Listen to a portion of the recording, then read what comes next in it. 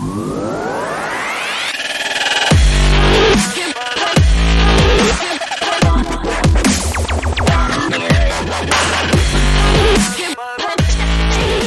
what's happening? This is Isai Rodriguez, host of the Dadsplanation podcast, where I cater to the professional working man, 40 and above, who's looking to make positive changes to his health, lose weight, and become stronger overall through simple lifestyle changes. I'm here to share inspiration, tips, and proven lessons that I've personally learned and lived through in my 40 plus years on this beautiful blue planet. So today we'll start the discussion with make your at-home vacation actually feel like a vacation in our first segment.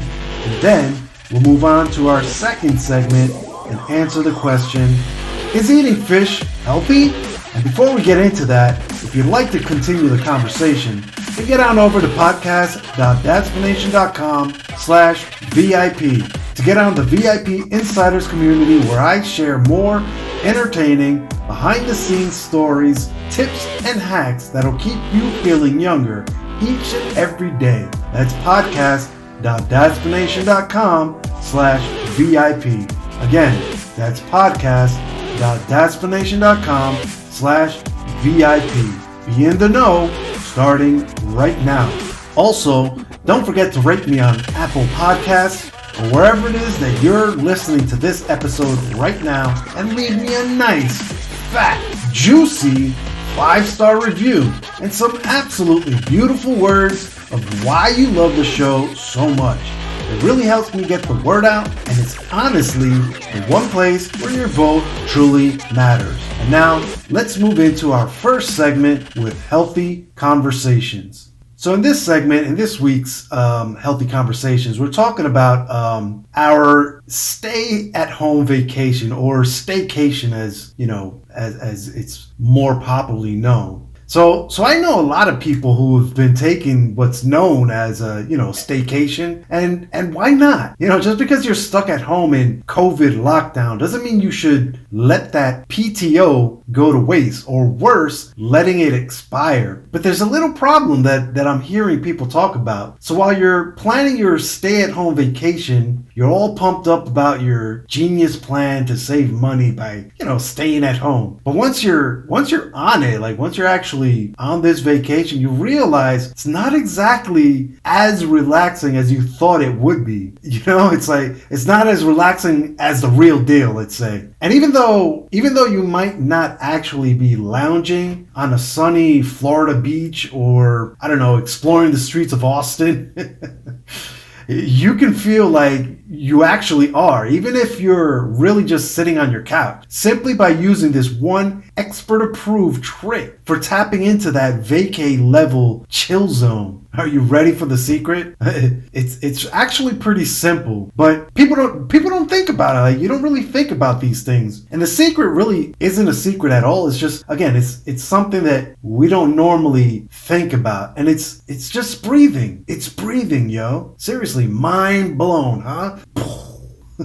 And now, if your first thought was breathing, no way, then hear me out here. Breathwork can seriously help with bringing a laid-back wellness travel vibe, wherever you go. Whether you're in your kitchen to whip up a special snack, or on a yoga mat in your living room for a quick power vinyasa flow session, breathwork is where it's at. And to make it happen, all you have to do is follow these tips from industry experts on how to use a breathwork practice routine to help you actually relax and, at the end of the day, get the most out of your staycation. So check it out. The first thing you want to keep in mind is when you're getting into this little happy zone is that you want to find your happy place. Now, what do we mean by that? The name kind of makes it sound fancy, but you don't actually need to know any special techniques or, to start with breathwork practice or anything like that. It just takes a few deep breaths and some imagination. You can get a lot more out of self-care practice by just imagining where you want to be in that exact moment, in that very moment where you are,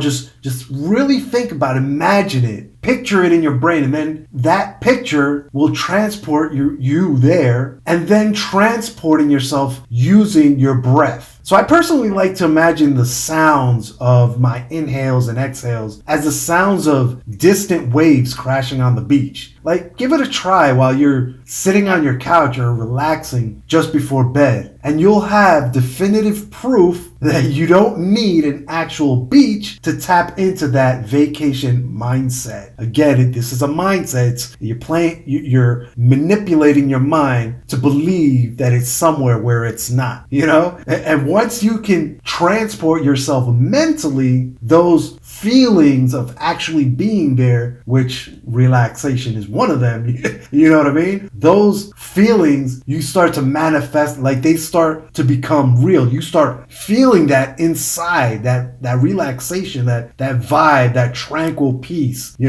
So that's the first thing is find your happy place. And now the second little tip is channel your vacation vibes. Now, what do we mean by this?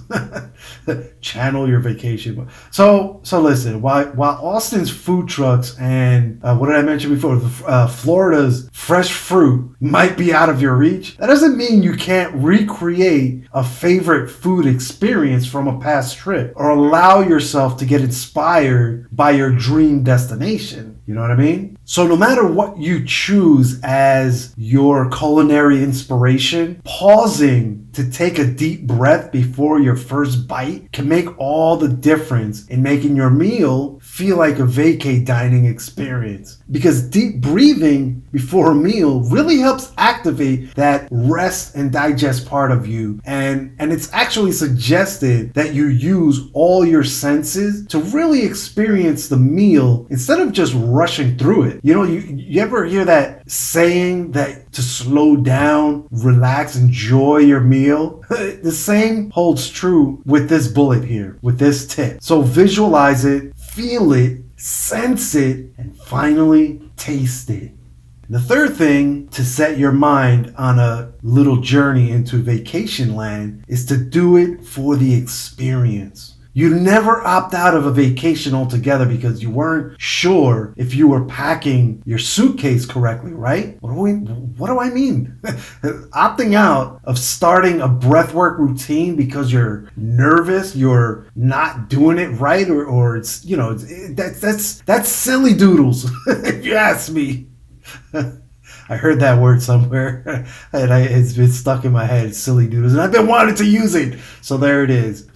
But listen, forget all the sometimes intimidating sounding terminology and just focus on enjoying it like you would with any vacation. You hear a lot of these buzzwords all the time, like I have to be present, or I have to clear my mind, or I have to manifest this in my life. Like you've heard these before. And while these phrases can help get you in an intentional mindset, they can also enforce the idea that there's a right way, quote unquote, to meditate. When the reality is, there's no right or wrong way. Just do it. Just allow yourself to observe it. Close your eyes, take a few deep breaths, and imagine yourself on the amazing vacation of your dreams. What would that be? Think about that for a second. And then drop me a line down in the comments and tell me where you're imagining yourself. Are you on the beaches of Los Cabos, Mexico? Snorkeling off the coast of Jamaica? Or maybe you're out cruising the Alaskan Glacier Bay on a Norwegian cruise line tour.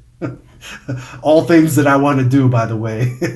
Drop it in the comments. I can't wait to see what you imagine yourself doing. And so with that said, let's move on to our second segment, Mighty Man. All right, so in this segment of Mighty Man, we're answering the question, is eating fish healthy? And that's a great question. So fish has a reputation for being one of the healthiest foods we can eat. We know this. We know that fish is a healthy food. But do the health benefits of eating fish outweigh the risks of eating it? Especially during these days when the actual sources of all fish is drying up. Think about that. And here's another question for you to think about. With the availability of plant-based alternatives and also the increasing concerns about seafood's sustainability and its carbon footprint, the question I've been hearing a lot is, do we even need fish in our diet at all? And with all the concern about mercury and nasty stuff they get into the fish, again, does eating fish provide more health benefits or health risks? In fact, one of the biggest concerns about fish has always been its potentially harmful levels of pollutants and metals. And like one of those pollutants is called PCBs, or polychlorinated biphenyls. Try to say that 3 times fast. It took me a while to to learn that. PCBs is fine. But yeah, one of those pollutants is called PCBs. And while they were actually banned back in the 80s, I believe. And these industrial chemicals, they were used worldwide in huge quantities. And they can still be found in the ground and in the water we drink. They've been associated with a range of negative health effects on everything from the immune system to the brain, and everything in between. And even though PCBs are found in everything from dairy products to drinking water, the highest levels tend to be found in fish. And here's the funny thing. The solution for limiting your intake of PCBs from fish may sound counterintuitive. So it's thought that part of the problem of this accumulation of toxic crap in fish is more of a concern with wild fish that's caught for, direct human consumption, or, basically sold directly to distributors that package it and sell it directly to supermarkets and stuff like that. So if you've shopped for fish, you've heard of, wild caught salmon versus farm raised. It's the wild caught variety that's no good. Go figure. Who would have thought that? Because here's the thing. The stuff that's fed to farmed fish is generally cleaned or scrubbed to remove toxins. And so from this perspective, farmed fish is often safer than wild. No pun intended, but ain't that wild? And even though the whole fish farming thing is generally viewed as better for our health and better for the environment, it's been found that, large-scale farming of fish comes with its own set of problems, like the polluting of oceans with waste and, these fish farms becoming breeding grounds for diseases that can spill over into the wild. Actually, the NHS in the UK recommends that pregnant and breastfeeding women limit their intake of fish species that are more likely to contain PCBs and other nasty stuff like dioxins. They say they should limit this to 2 portions per week. These are fish like salmon and sardines, sea bass, crabs, things like that. And now, why am I mentioning this on a podcast made for men? Simple. Most of you have special women in your life, right? Whether it be a wife, girlfriend, your mother, fiance, whatever. Don't you think you should know this for their sake? Nah, okay. I mean, let's hope you don't need it for your mother's sake, but you get what I'm saying, right? It's important to know either way. Another worry with fish is mercury. Here's the bottom line with mercury. There are numerous links between mercury ingestion and cancer, between mercury ingestion and diabetes, between mercury ingestion and heart disease. Come on, guys. None of this is good for you. You know that. There's no denying this is some bad stuff, but there's a little good news too. It's not all doom and gloom here. So general concerns around heavy metals in fish is more of a problem when it comes to species that live a particularly long time, like swordfish. They generally live 15, 20 years, And now, to give you a bit of perspective on this, there was a study that compared swordfish to salmon that showed that the swordfish specimens averaged around 0.995 parts per million of mercury, while the salmon, which lives an average of about 4 to 5 years, had an average of around 0.014 parts per million of mercury. And the kicker's this.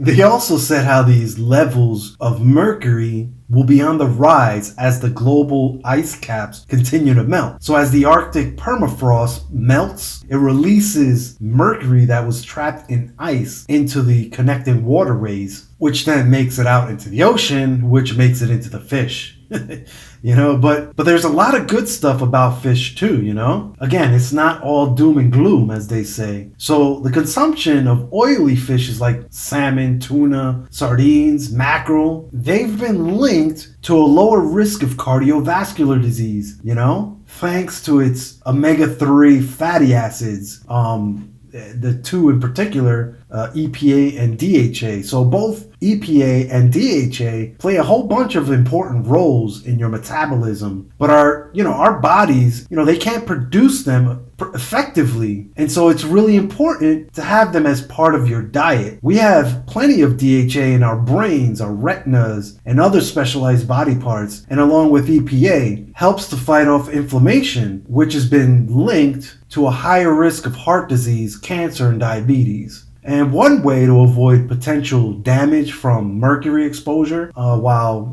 still getting omega-3 is to take fish oil supplements. But again, some research that was recently carried out on behalf of the WHO, not the rock band, but the World Health Organization, this research found that they don't have the same effect as eating oily fish. You see, our bodies are adapted to metabolizing whole foods rather than a single slug of a particular nutrient or ingredient. So analyzing the potential health impacts of EPA and DHA deficiency, for example, is kind of difficult because people start these trials with varying levels of omega-3 in their systems to begin with.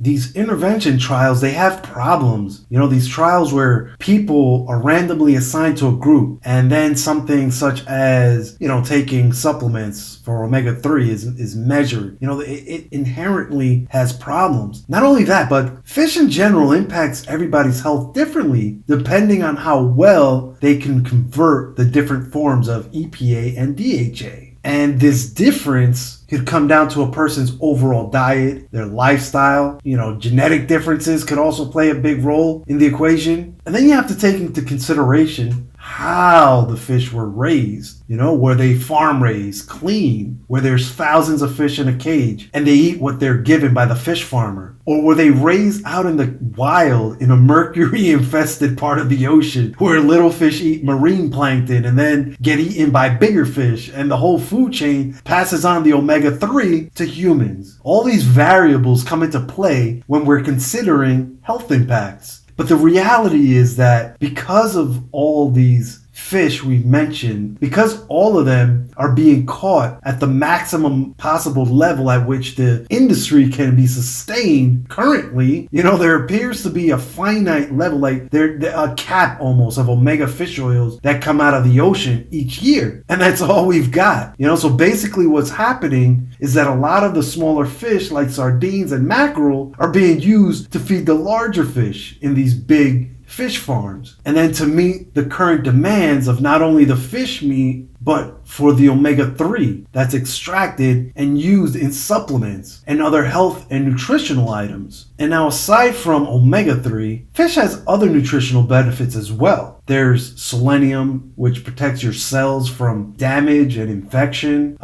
iodine, which supports a healthy metabolism, and then of course, protein. Fish in general has always been called brain food, quote unquote. In fact, researchers have found that eating baked or broiled fish is associated with larger brain volumes. I think we've covered this in the past. And it's pretty simple. Our brain volumes change with improved health and also with disease. The more neurons you have, the more brain volume you have. The relationship between fish and the brain could come down to the fish having an anti-inflammatory effect. Because when the brain responds to inflammation to try and reduce it, this action of response from your brain can actually affect the brain cells themselves in the process. This means you can improve brain health and prevent things like Alzheimer's with something as simple as adding more fish to your diet. In fact, to make the brain as resilient as possible to dementia, it's been advised that you start eating fish at least once a week when you're in your 20s or 30s. Another way of looking at fish as being healthy is in the sense that it replaces less healthy foods in your diet. So basically,